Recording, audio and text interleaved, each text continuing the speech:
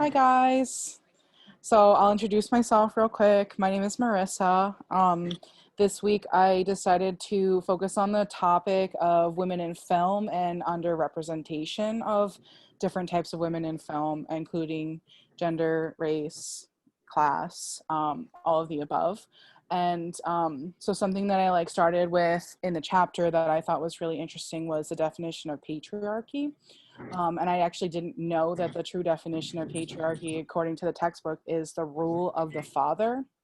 And Oh, that kind of scared me a little bit. And it talked a lot about what patriarchy looks like in a society, like in an actual living society. And it basically strips women of all rights, down to income, working, just all decisions in general, and gives the man of the house, basically law and order, rules. And so that really scared me. And I have like a little bit of experience with like the just kind of like the way that women are treated, in the arts. I'm an opera singer, and something that like really always stuck out to me was the way that we're asked to dress for auditions. It's very like archaic, and we used to make fun of it a lot because we had to wear tights, and all of our skirts had to be below our kneecaps, and we had to wear heels. Like that was no question. Anderson.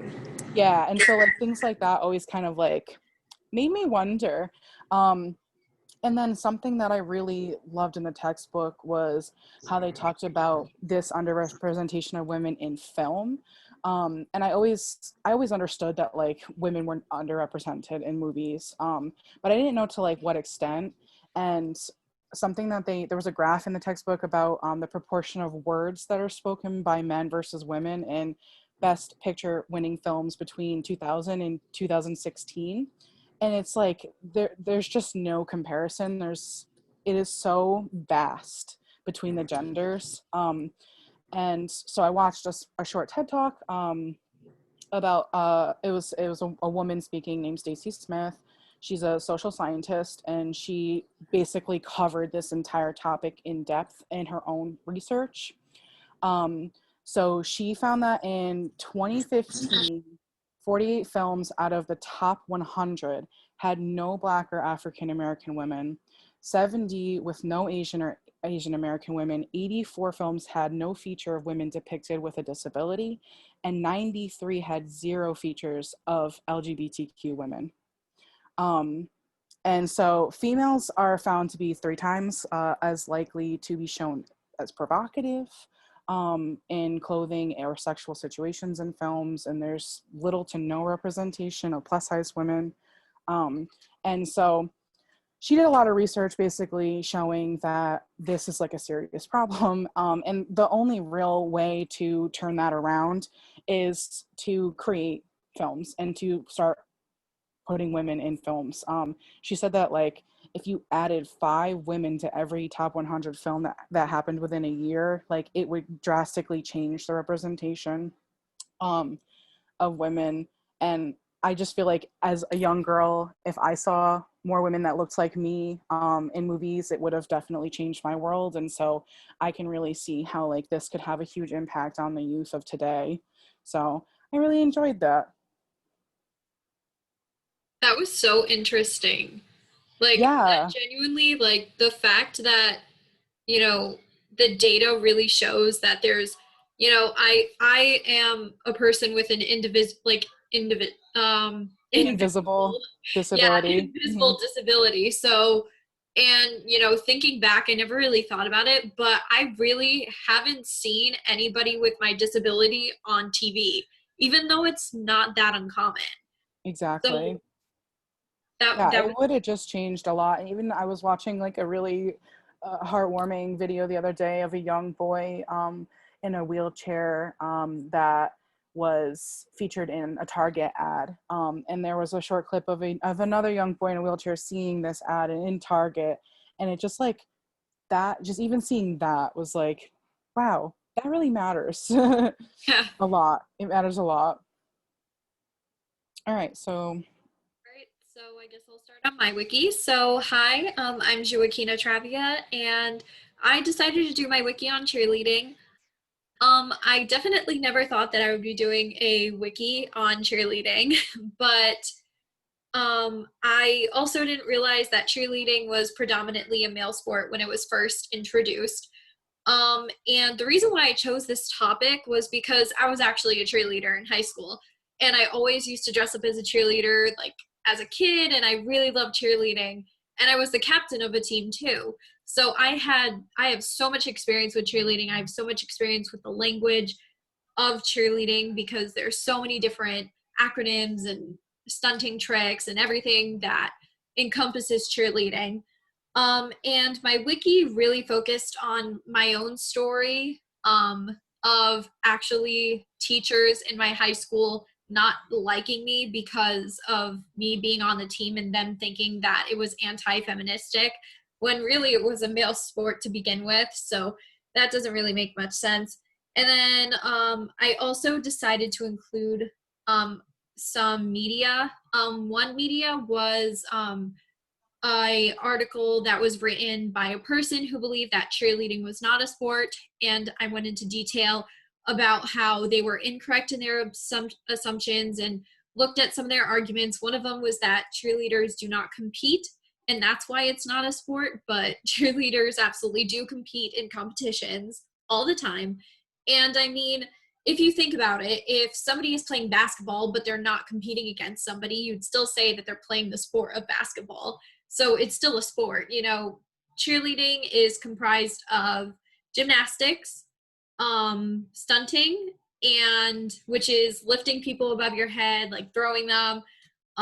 Actually, and I talk about this in my wiki, but I actually have 3 ligaments in the back of my neck that are permanently stretched out because someone did a shoulder sit wrong and actually sat on my neck and stretched it out. So it's definitely a sport and it's definitely dangerous. Yeah, it's And intense. It's an intense sport. it really I is. actually, not to interrupt you, but No, that's actually fine. have a cousin that was in competition cheerleading in college, and she's actually a quadriplegic based off of an accident that occurred during a stunt that went wrong. And so, like, I'm a firm advocate that cheerleading is a serious, intense sport, and it's not taken lightly at all, like at all. And so, like, reading your portion, I was like, yes. I was like, yes, it requires the utmost athleticism. It really does. And I'm so, Truly. so sorry to hear about your Yeah, cousin, I no, believe. thank I'm so you. sorry. It's been years, but yeah, it's still, it like even talking about it, yeah, it's just it's very serious. It really is. I've seen so many girls get hurt, and I've heard like so many stories of people getting seriously injured from cheerleading. And, you know, the statistics show that it's worse than football. So,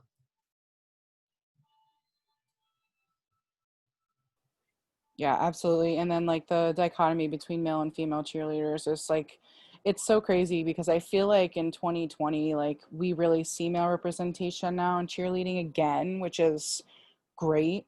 But for a yeah. very long time in our childhood, their male cheerleaders were always depicted as a member of the gay community or just this very Yes. flamboyant image of a man. And it's like, it's just so wrong from the history of what cheerleading truly is. Yeah. All right, Tanasia, what did you decide to write about this week? So, what I wrote about actually ties into both of you guys, kind of. I decided to focus on androcentrism, and I'm not sure you guys know exactly what that means, but the definition is the granting of higher status, respect, value, reward, and power to the masculine compared to the feminine. So that really ties into what you both were talking about. I think it's a very important topic because it's been, like very prevalent within our societies for decades now, and it's really not getting any better from how, women are paid less than men, how everyone views certain jobs and roles as men jobs or, woman roles, like having to do house cleaning and cooking and everything, and I just feel like it's unfair to us that we are placed on, different pedestals, lower pedestals than men. It's like, we can do construction, but we would be paid less than men. And if we are on the same team as a man, we will be looked at as like, I don't think she could do the job, or maybe she's not going to do it right. So a man needs to oversee her. And I just don't, really agree with any of that. I found it really interesting how the fact that our textbook brought up the fact that women in some is actually different per county that you're in, but women are paid $12 less than men in certain careers. Yeah, it's really unbelievable to me. Yeah, I feel like you could even be at like the highest tier of a job. Like you could be a You would CEO still or have something, less than a and you man. would still make less than a man. Yeah. And I don't understand how in any form that is okay or equality or fair to women. Yeah. They say in, job roles and, like their paperwork and stuff that they have to follow this sort of rule that they're not discriminating against anyone, but still on the backhand, women are still being discriminated against. Yeah. So Absolutely. it's like, Absolutely. Yeah, that topic definitely ties into pretty much everything yeah. that we could possibly discuss about this. But thank you. Yeah, it's really, it's a serious issue.